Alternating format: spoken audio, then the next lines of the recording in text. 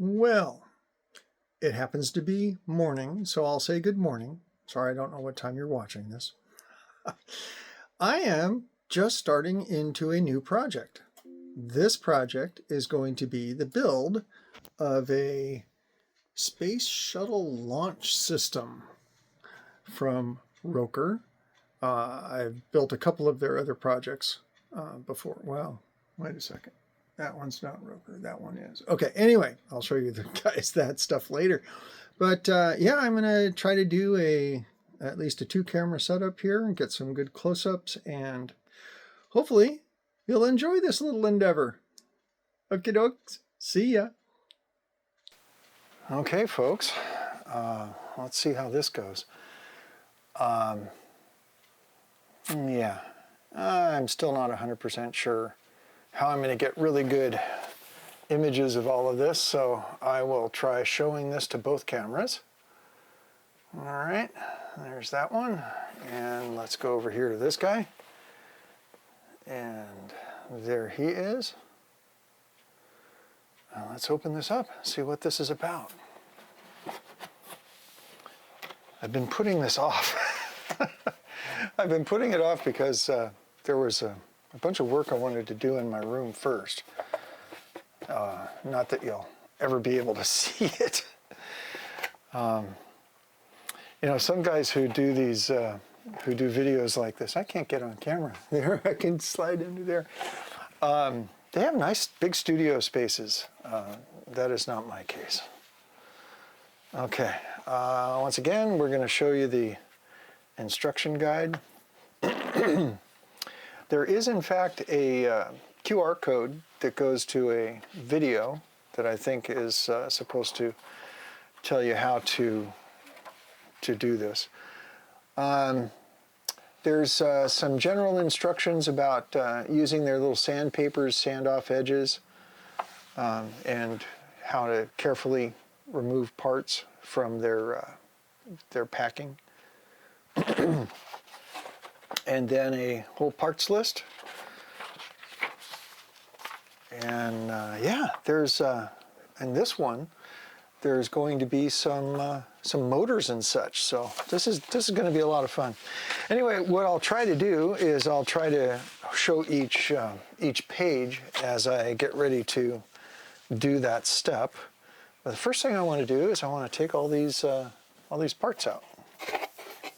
Oh boy, it's all in plastic, sealed up. Yeah, the whole thing is sealed. So let's do this.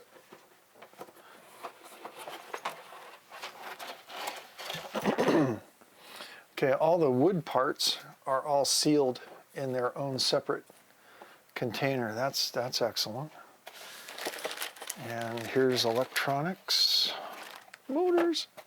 I'll set that aside for now. Okay. Wow, I'm not 100% sure where to start. So let's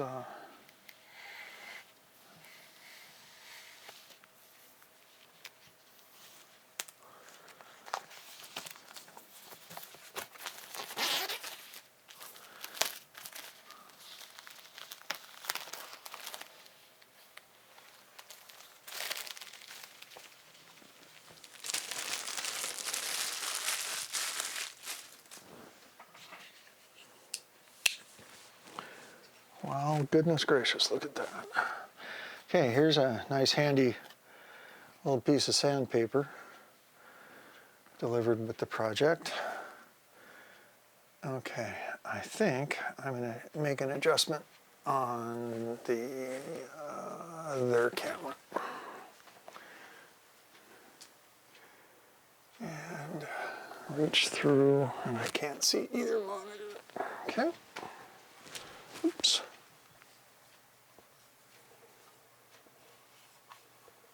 I know there's a zoom rocker in there somewhere.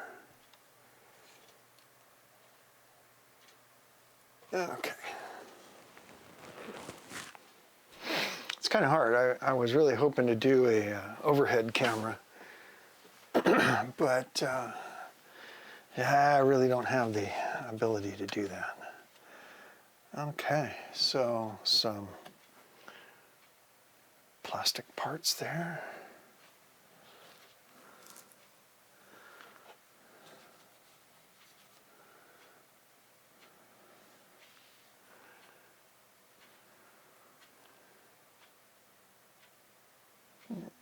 Okay. I can smell the wood. Okay, these are separate, all right.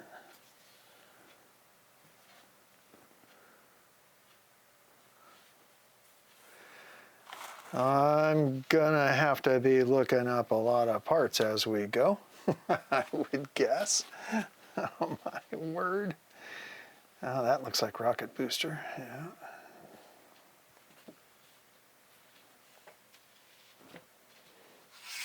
Got enough parts? Yes, yes, yes.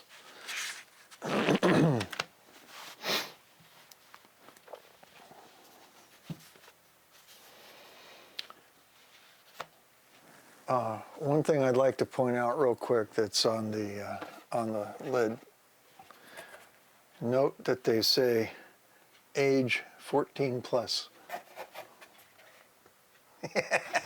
Well, I got that in spades. Okay, so we're all good. I think I'm going to do what Brenda suggested, which is always wise, and get out a second table so I can spread parts out and have this be a build area. So let's go ahead and pause for now and get that set up. All right, so let's go see what they have to say here. All right. Tips suggest to put the parts in a box to prevent loss. Well, you know, it's actually kind of convenient that they have a nice box right here. And I will intend to use this as long as it's, oh, I think that's a little piece of wax. Okay. I'm just looking through here. Yeah, they've got, here's a piece of wax. They have something called a sandpaper stick. I haven't seen that yet. Yeah, and we'll be using copious amounts of time compression, speed ramping to make this a little more tolerable. Okay, so continuing on, I wonder if I should go through and check all the parts. Let's see, so there's a motor that's described as having a red and black wire, which this appears to be the case. If autofocus is on the camera. And the other motor should have a yellow wire, and they apparently, obviously, do different functions. Yep, that's that one. Okay, I saw that. I still don't know what the sandpaper stick is, but I'm not sure if it matters at this point. And it looks like they got a little, it looks like a little nail clipper that they're calling a plier. All right. Okay, folks, here we go. Okay, so this here is page 3. And we're going to have you do a power on test after. Oh, really? Interesting. Ooh, let's go find some stuff and get started. Let's just get busy, as they say.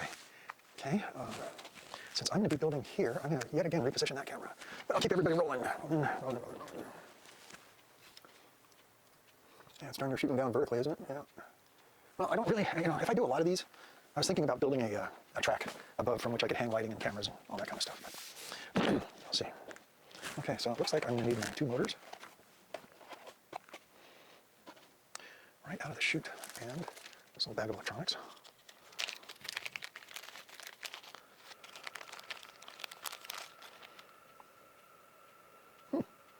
It's interesting, this coil has LEDs embedded in it. That's kind of cool. Or as one of the guys whose channel I watch, cool. I'm sorry. All right. Okay, so this is apparently said circuit board, thusly.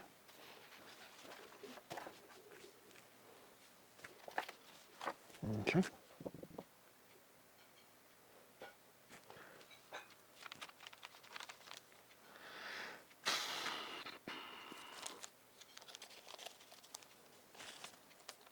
Okay, so this assembly has several switches on it. I don't know which camera I'm showing it to. And this assembly has only one. And I'm going to guess that this single one matches up to P13, and the other one's going to go out there. So let's see if we can manage to hook this up correctly. Okay. black and white wire. The drawing shows the black wire on the right in this orientation, and that goes like. I don't know why I'm a little reticent to push that in very hard. So here's an interesting little point. The drawing shows the black wire on the right, and if I did, oh yeah, that's correct, never mind. Duh. I guess the directions are really quite, no, look, the black wire's on the left. And okay, let me explain the reason for that. So let's see if this camera can get a nice, oh, I don't have autofocus on. Oh man, let me focus. Okay, see that little connector on that side? There we go. There's a little, if I go down that low, it goes out of light and out of range. Okay, anyway, there's a little groove in that, and there's a corresponding little groove. Come on. Wow, where's the focus? There we go. So you can see there's a little groove on the top of this connector. There we go. That's a pretty good shot. All right, and it goes back to autofocus. All right. So I'm just trying to make sure that groove lines up. And there we go. Yeah, if it takes me 10 minutes to do each assembly, each part, this is not going to ever get done. So let's speed up a little bit here. White and yellow motor. Okay, let's set the orientation of this back correctly. And I just put it in the wrong spot. Perfect. There we go. Okay, that's more correct. And then this guy goes into this one, and it also has a little slot. Come on. Okay. And this motor goes into this slot. And the little tab is on that side. Is your camera getting this? Okay, so 2 motors and a switch, and now a lamp board. That's this guy.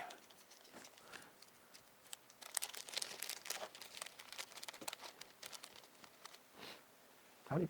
Ooh, got some chow. So here's the lamp board, and I'm going to come back in a moment.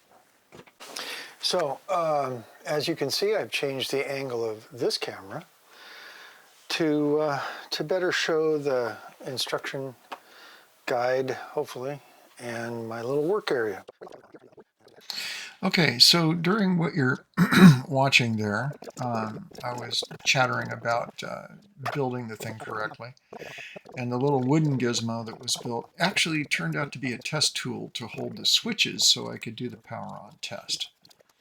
So after finding the correct parts and putting them together, I was finally able to run through, I think 2 or 3 instances of the power on self-test until I managed to get all the switches pulled and put back in and all that kind of stuff to make sure that, as the instructions are going to say in a moment, it's in the next segment, it has the lights come on at the right time, the motors turn at the right time, and actually successfully completing the build of this portion. Okay, so I've run through the power on test 1, which is described here. Probably end up posting a picture on that, but let me show you what I've learned. Of course, I don't have a, as their video describes, I don't have a USB power, so I'm using a battery bank. Okay, so it says, after turning on power, that the lamp string is always on. The motor here with the yellow wire is known as motor 1. The red wire is motor 2. And this here switch is the start switch. So what it says is, touch the start switch once, motor 1 will run temporarily for about half a sec. Hey. Well, stand by. Okay, start over. Half a second, 2 seconds, and automatically shut off. And then hit the switch again, and okay. When I hit the switch again, motor 2 runs continuously until I pull switch T3. And then within 5 seconds of doing that, I also pull switch T2 and put it back in. So let's see what this does. Okay, so you might be able to, oh, I gotta wait for it to time back in again. In 3, 2, 1. Okay, so switch 1, half a second, 2 seconds. Okay, start switch again, motor 2, other way, switch 3, and within 5 seconds, pull switch 2. And I might have goofed that up because switch 3 didn't go back in time. Yeah, it didn't work right. So I'll wait for it to cycle through, or I could try pulling the power. Anyway, the idea is if I do this right, after pulling T3 and then redoing switch 2, the lamp string should flash and the lamp board should light up. So let's see if it'll start the cycle again. Nope. So I'll pull power. And una más. Come on.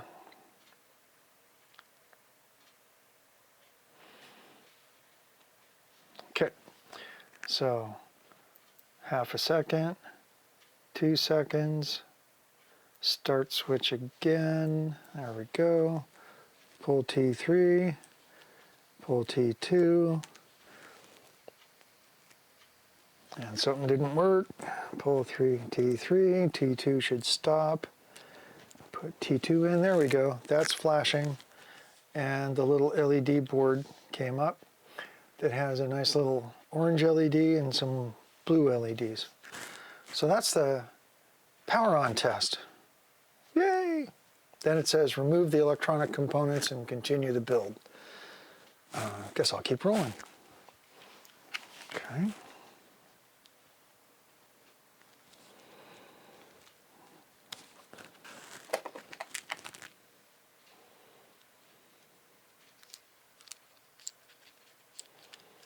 T1, T2, and T3, and all the motors and all that stuff gets set aside.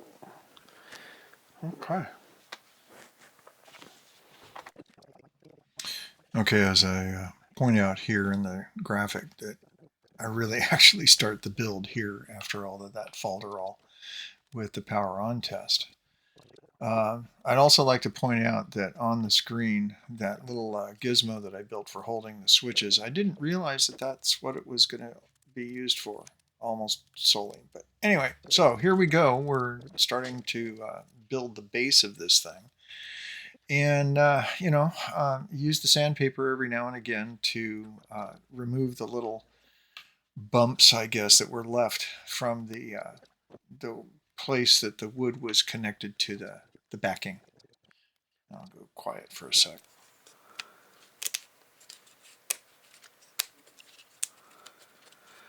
I don't know, you probably heard the little tiny soft click, making sure that I've got this stuff pressed well together. It should make a nice click sound. All right. Thus finished the first page. Woo! Party!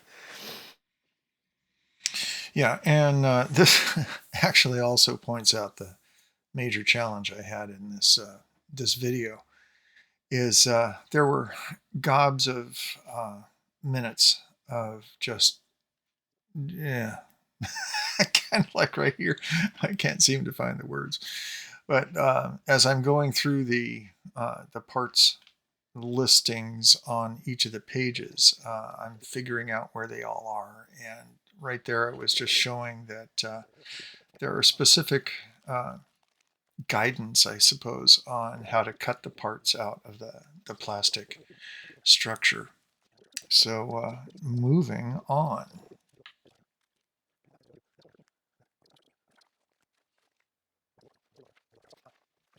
Up here where it shows the red part of the Z4, I thought that might indicate that it needed to be lubricated with something because that's going to be a bearing on that surface. So I'm just going to screw this dude in.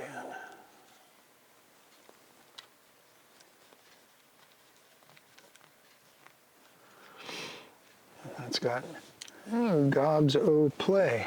Okay, I guess that's okay.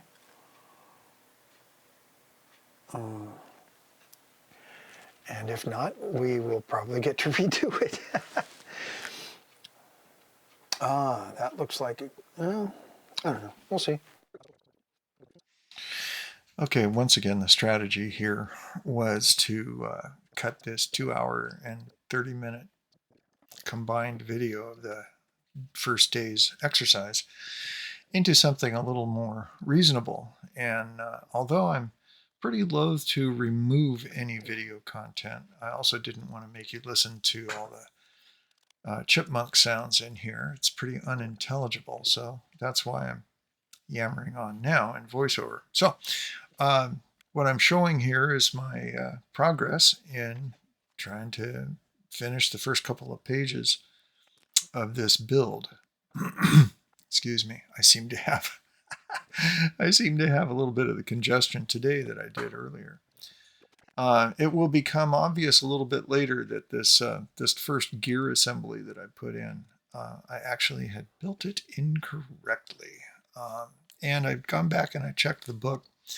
The guidance manual doesn't really provide any detail. Now, maybe I should have known better, and now going ahead with other projects, I'll watch for this. But there were little splines on the gear and a little wooden piece that should have meshed together, and that caused an issue I had to fix later. They do stick out quite a ways. So hopefully that will be something I will end up using. Or it won't matter, so it looks like the mounting point is going to have open air underneath it, so that should be fine.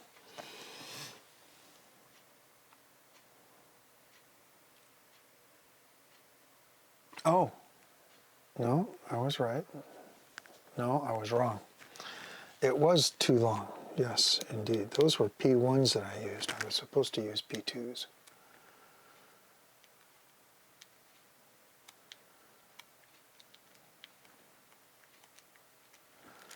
Yep, my bad. P1.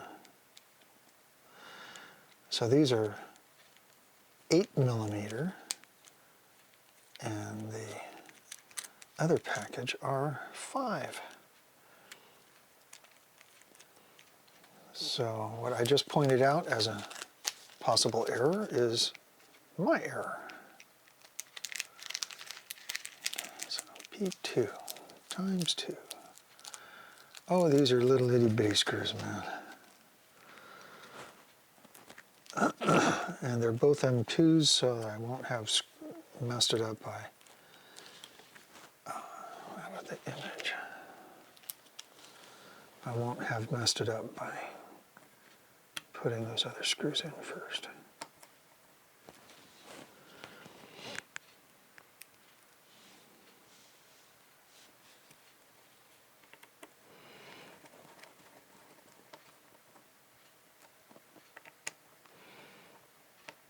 Well, it just needs to be snug, and now it's flush. Yay. Okie dokie. So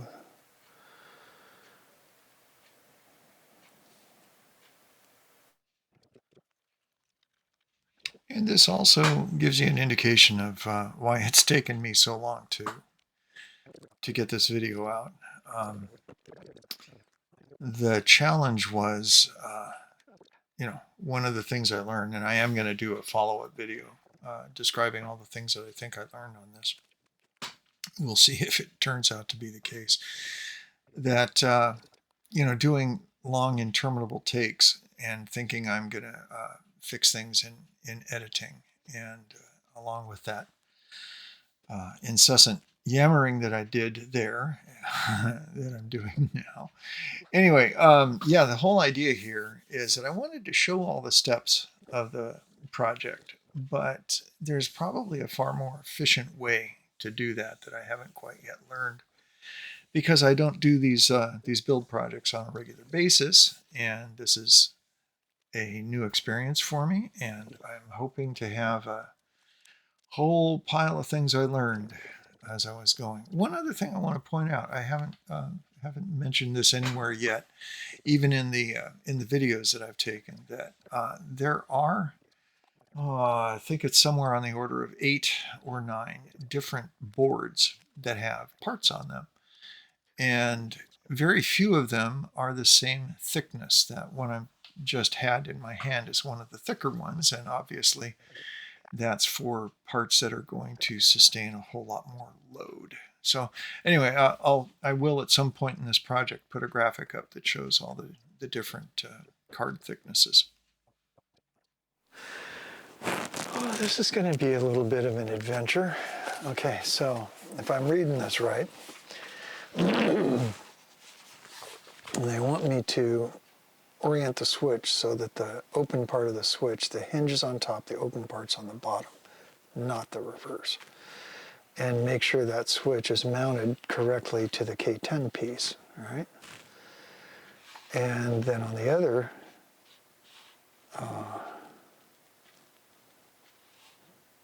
onto that assembly goes this other K12 gizmo. And there's another piece of hardware.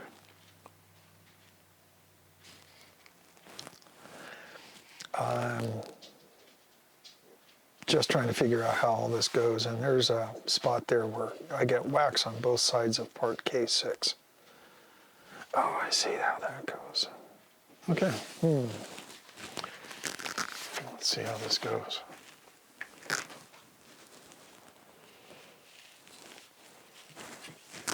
Break time. Okay, so I'm still not 100% sure how all this is going to go together, but this piece is K9 because it's got the big notch in it. So K10 is the one that this switch gets mounted to, and according to that drawing, the open part is down. And I'm going to see if I can put a screw in here. On the last puzzle that I did, seemed to show that out of like 6 levels of difficulty, it was 2. This one shows that it's, let's see, where was that? Yeah, 1, 2, 3, 4, 5, 6. Out of 6, this is 5. So this is going to take me a little longer than that last project. Yeah, the last project I was referring to was from a different company called Wood Trick. And I don't know. Probably in my wrap up, I'll show all the wooden projects I've built. Anyway, how are we doing here? Well, the base seems to be coming together. I'm, getting my first exposure to what the hardware is, the different kinds of screws. It took me a little while to realize that once again, that part that was used to hold the switches is now also being held to hold the little metal axles that need to have these plastic washers, clear plastic washers pushed onto them. And the other tool that I just picked up and used is, they call it a scale, or maybe I call it a scale because it seems to have a scale written on the side of it.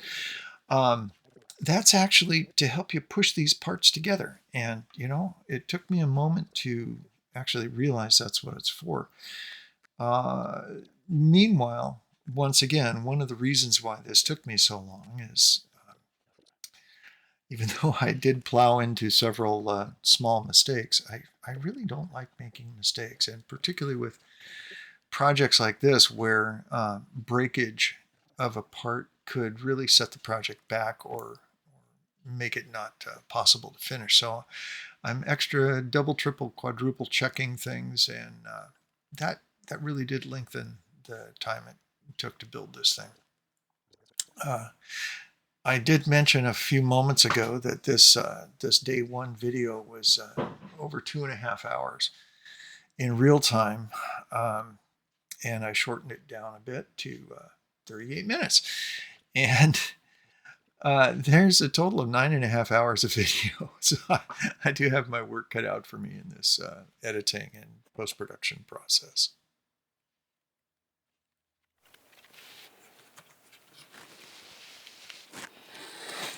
Okay, so that's the end of page 7, and it's the end of part 1, because part 2 starts on this page.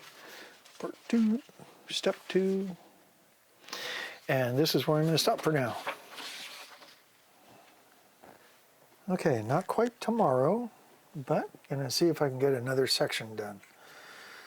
It looks to me now like the next thing I'm about to try is here in section 2, and it looks like it's this whole big rack and pinion thing on the bottom. And if I can get through 2, that'll be kind of cool. That's what I'm going to try to do now, just to get a little bit more done before I call it a night.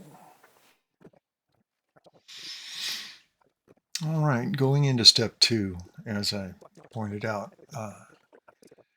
this is a relatively short section, and I'm going to see what the video shows me before.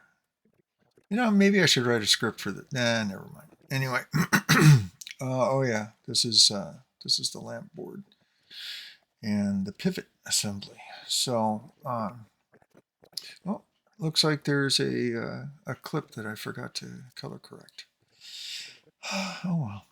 So, moving on, I'm now putting together the part of the pivot that is used when the shuttle is put down in the pre-launch position and put back up. Let's stop for now.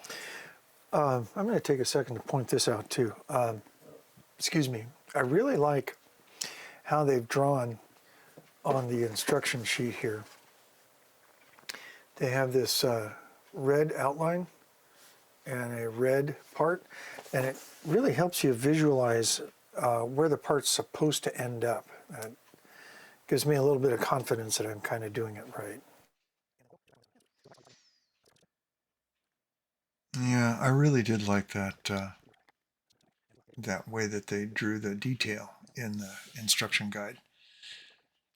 My intention is also to link up the download for the that's the lampshade, to download and link up the instruction guide PDF on the description of this project. So if you are so inclined, you can download the instruction guide and see the pages far more clearly than I can show them in the video. Let's see, where are we? Yeah. Okay, it looks like we did get the tracks out. So there's going to be an interminable amount of waxing of each of the teeth of the track assemblies. The rack and pinion.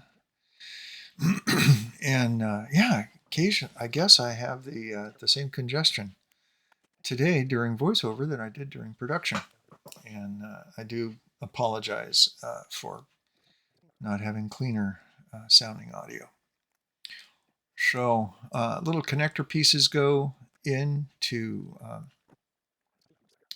assemble those parts together, and yeah, you can tell that that's one of the thicker pieces of the parts board, so it's going to produce something or provide something that's relatively stout.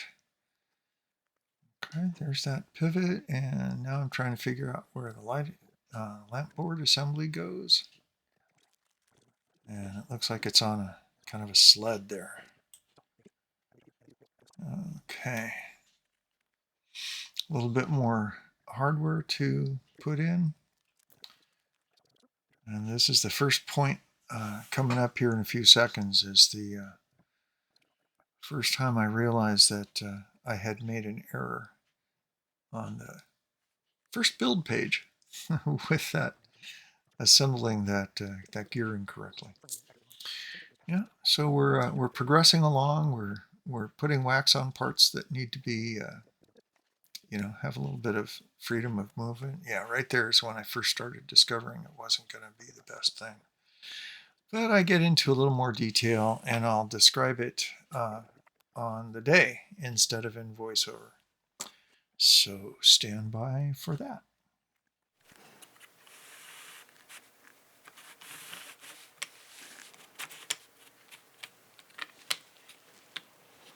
I'm telling you, this really feels like I built that wrong. feels like there needs to be another space, or did I screw that up? Way back on the first page.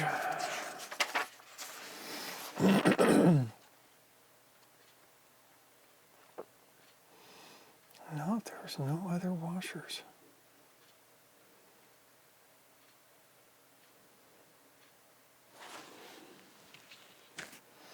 That goes into that piece.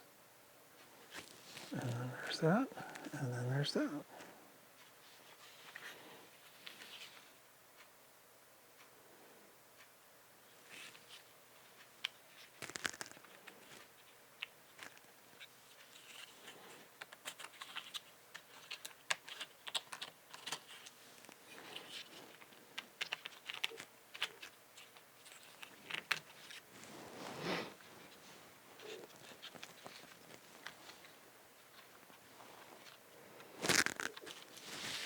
I'm going to do a little troubleshooting here real quick, just to see if I, oh yeah, I didn't do that right. I can't possibly be right.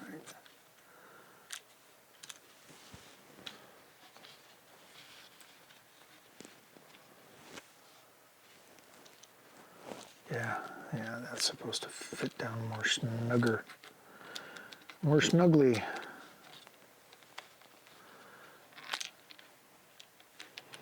Okay, let me, as soon as I get this piece out, let me show you what I did wrong. Okay, so you can see this piece. There's a camera, there's a camera. So let me just put my hand as the background. You can see there's a little star pattern on that. You can also see on this gear, on the end of the gear, there's also a little star pattern. And I didn't have that fully engaged. Yeah, I just had it sitting out here. And I think that little bit of space is going to make a difference here. Yeah, that'll push that right up there flush. Okay, so, yeah. Oh, I like that a lot better. Okay, now let's put the screw back in.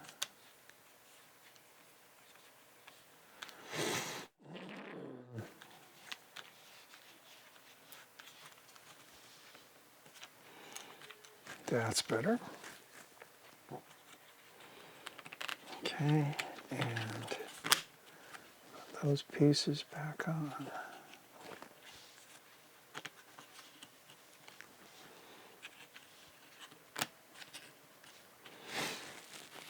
And now look how smooth, yeah. Okay, so whereas before there was a gap here that was causing this wheel, this gear, to kind of flop out of alignment.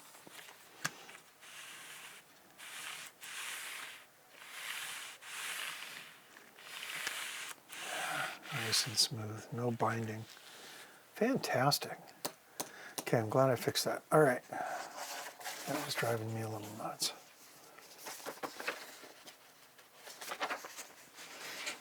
Okay, folks, according to this, it says pull the part several times after assembly to ensure smoothness. Well, I believe I just accomplished that. Are you seeing this?